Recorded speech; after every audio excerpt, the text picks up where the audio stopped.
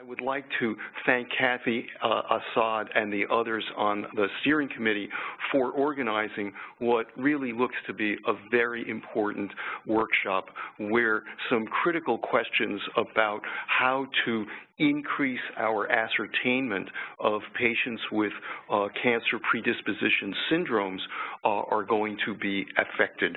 I really would like to make a few points this morning, and to start by saying that the proposed demonstration project, which seeks to identify as many patients with Lynch syndrome of those patients who are diagnosed with new colorectal cancer or new endometrial cancer.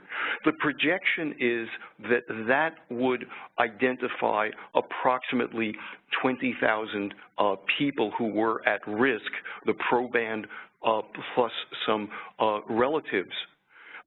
And if we believe that there are approximately 1 million people in the United States, or 1 in 300 people in the United States who have this genetic predisposition, it would, in 10 years, we would have identified 200,000 patients who were at risk, or only 1 patient in 5.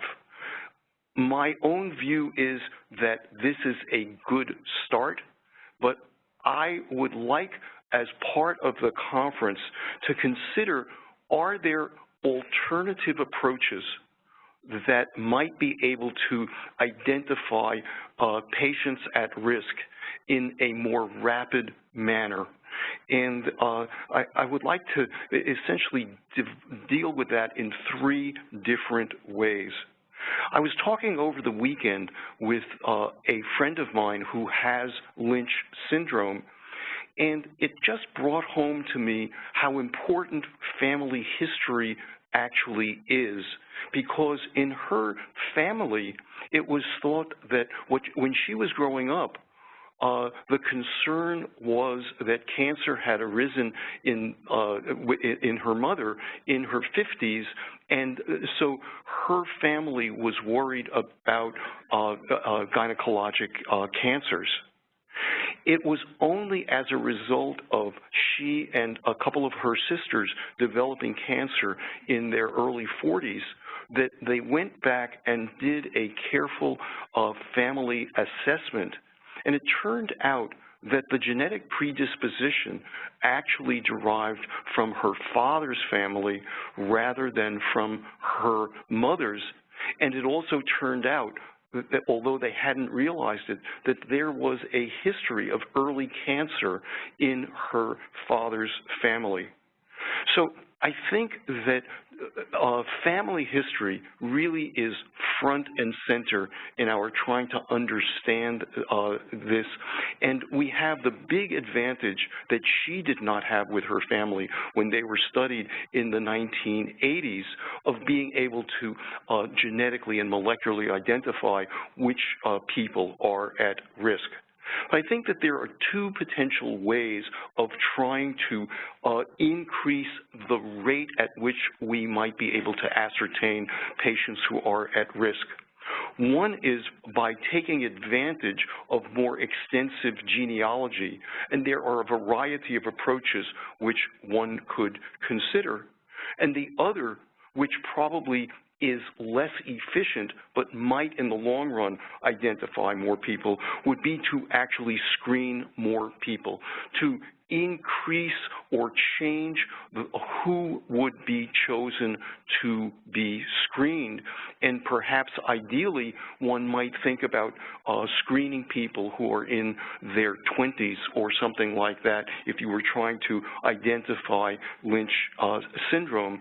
But there would be the problem of relative inefficiency. It is far more efficient to screen people that you know have a diagnosis of cancer, and a cancer for which patients with Lynch syndrome are at high risk.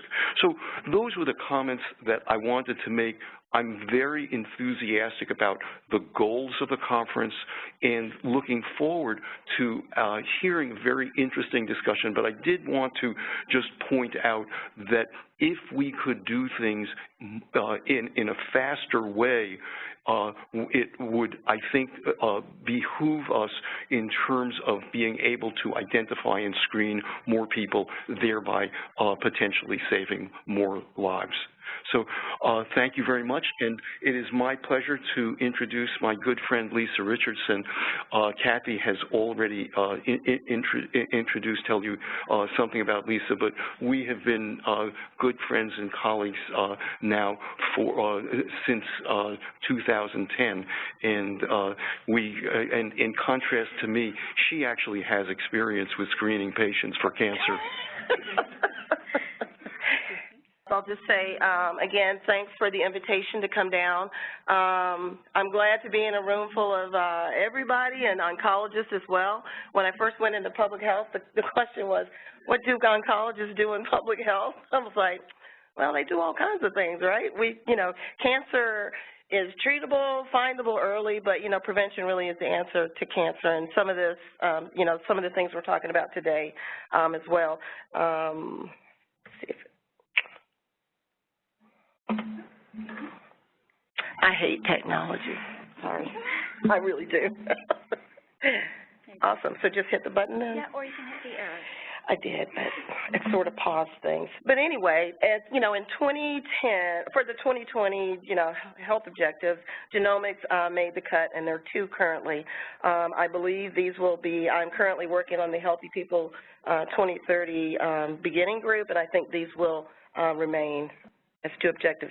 Just quickly, and I'm not going to read this to you, the slides are available, but, we've been doing genomics and public health for quite a while, and as you go down to the bottom or the left side to 2016, you'll see that, precision medicine really is about public health. As Doug just said, how are we going to find people to screen? And it really is going to be population-based or risk-based, and those things are things that we do in public health.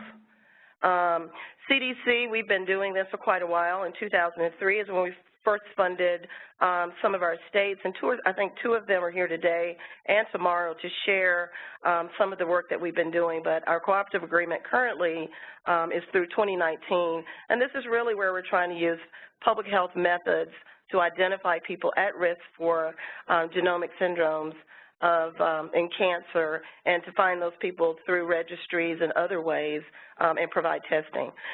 Some of the things you'll hear about here, which are very interesting, is our Lynch Syndrome Screening Network, and I'm not going to talk about this a lot. We just had a workshop at CDC with Dr. Muankuri's group, and I learned a tremendous amount there. But this is one way to sort of set up a network for screening, and I think Deb Duquette will talk about this later during the talk. She and a couple of others started this in Michigan. Has about 95 institutions who are participating currently. And so this is, I got a lot of words associated with this, but the basic bottom line is screening doesn't happen to just a person or a cancer. Screening is something that happens, between people, with families, within organizations, in particular the healthcare system, the community, and policy. How do we change policy to make these things easier? And I think what we're going to require with the demonstration project is, what are the evidence points that we're going to need to make policy change? And I'm really excited about that happening. So this is sort of my crude way of looking at this in another way. Population health really does go both ways, all the way down to the SNP level. And the one thing I would caution us is not to forget the person that's attached to these conditions. And, last week at the National Academies of Science, Engineering, and Medicine, we had, I'll get it, right?